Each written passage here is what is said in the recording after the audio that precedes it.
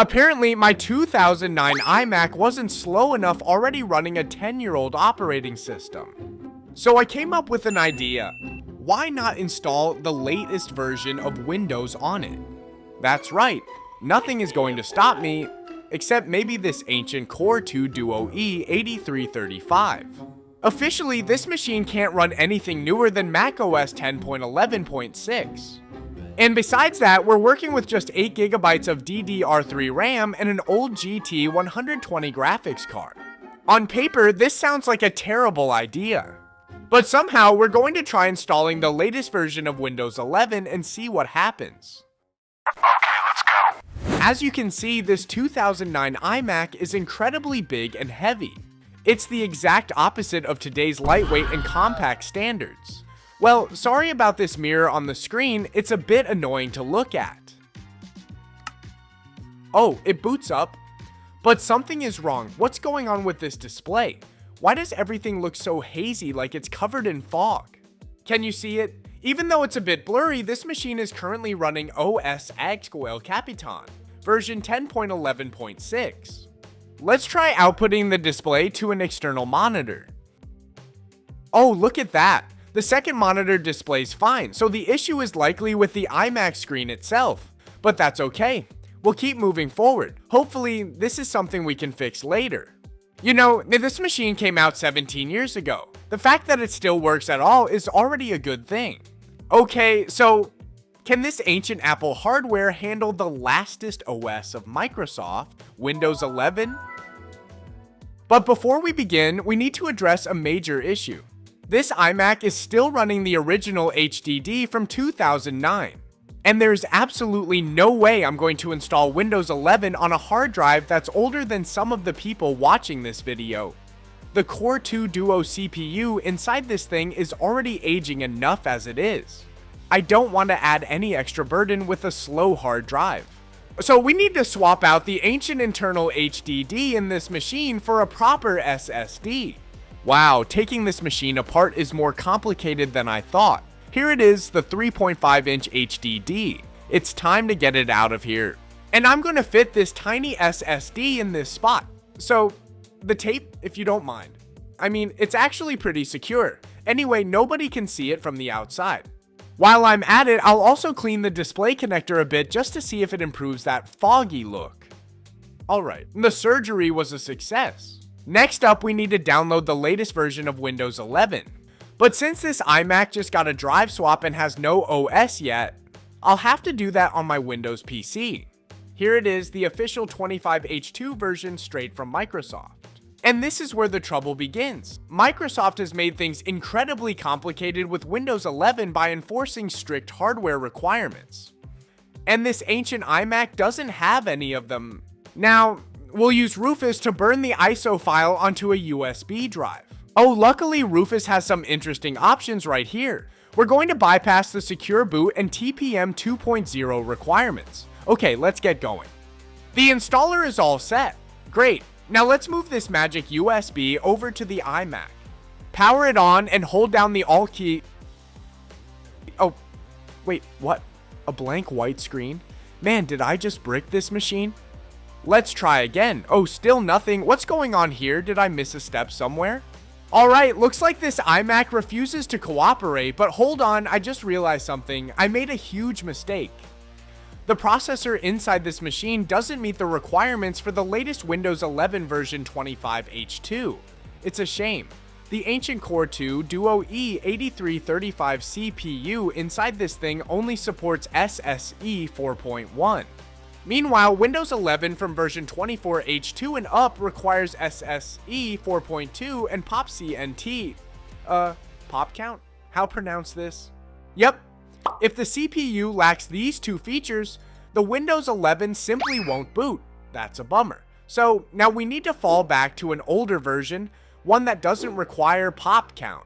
And that would be the version 23H2. Okay, I can't find the official 23H2 ISO file on Microsoft's website anymore. But if this archive.org page is reliable, it shouldn't be a bad option. And now, let's go with 23H2. We're going to start over with Rufus. Alright, Hopefully this time we won't have to deal with any more ridiculous requirements from Microsoft. Damn, something is still off. The iMac still refuses to cooperate, the screen is completely blank, and it won't boot from the USB drive. Wait, what is this folder icon with a question mark? Man, this is insane. Is installing Windows 11 really this difficult? So now this iMac is being quite stubborn. Alright, I'll have to resort to my last option. Installing it through a WinPE environment. I'm using this external hard drive enclosure to boot into WinPE. Oh, it actually booted up, but man, this foggy screen is really annoying to look at. Anyway, it works, and I'll deal with this display issue later. Basically, I'm gonna plug in the bootable USB we just created with Rufus and run the Windows 11 installer from that USB right inside this WinPE environment. Oh, it's actually running, so that explains it. This iMac is extremely picky about its bootloader. I had to force it into a WinPE environment to get it to work. Look at that, the installer is up and running. Please, just please don't run into any more issues. Finally, the installation is done and it's restarting. Come on. Oh, look at that. The Windows logo, the worm spins around. Oh, does anyone here like playing Slither.io? Awesome. After so many failed attempts, it's finally working. But man, everything is taking forever. I've been staring at this getting ready screen for about 15 minutes now, and just keeps spinning. Hey, just a moment, right? Actually, and it's taken way too long, buddy. There we go, finally reached the setup screen. I was so glad that this iMac could actually boot into Windows 11. But this entire setup process is a total nightmare. It is painfully slow. Every single step forces me to sit and watch the loading wheel spin. It's a real test of patience. After about half an hour, just to get through the initial setup, it immediately starts updates. Oh my god, Microsoft, you guys are really good at wasting users' time. So back to waiting, there's no other way around it. Another half an hour has passed and it's still not done updating. It feels like I just turned a 2009 iMac into a space heater. It's getting really hot. I wonder if it's going to suddenly shut down. Oh, come on, please. Again? Microsoft? Huh? I'm really starting to hate this screen. After half a century of waiting, we finally made it to this step. Oh no. Not another setup welcome screen. Seriously, Microsoft, this is completely unnecessary. Thank goodness this part didn't take too long and we're officially on the Windows 11 desktop. What a brutal journey. But man, everything is lagging like crazy. Let's open Task Manager and check things out. The Core Batu Duo E 8335 CPU and 8GB of RAM are present and accounted for. But wait, where is my GT120 graphics card? Why isn't it showing up? Guess I'll have to manually install the driver, but I don't know what just happened. The moment the installation finished, the machine rebooted and jumped straight into the wholly automatic repair mode. Come on, I didn't even do anything wrong. Why are you doing this to me? Wait, what the heck? Are we seriously starting the Windows 11 setup all over again? No way. My patience has officially left the building. I've decided to call it quits. I am not letting myself get stuck in this nightmare loop any longer. So after a whole long day of trying every single workaround, I finally did it.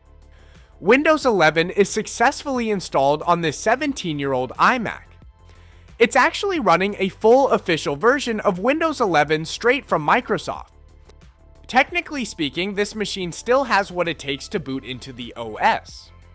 But as for real-world usability, it's an absolute nightmare. I highly recommend that you do not try this at home because honestly, it is not a pleasant experience at all. Alright, it's already 2 AM and I desperately need to get some sleep. Thanks for watching and I'll see you guys in the next video.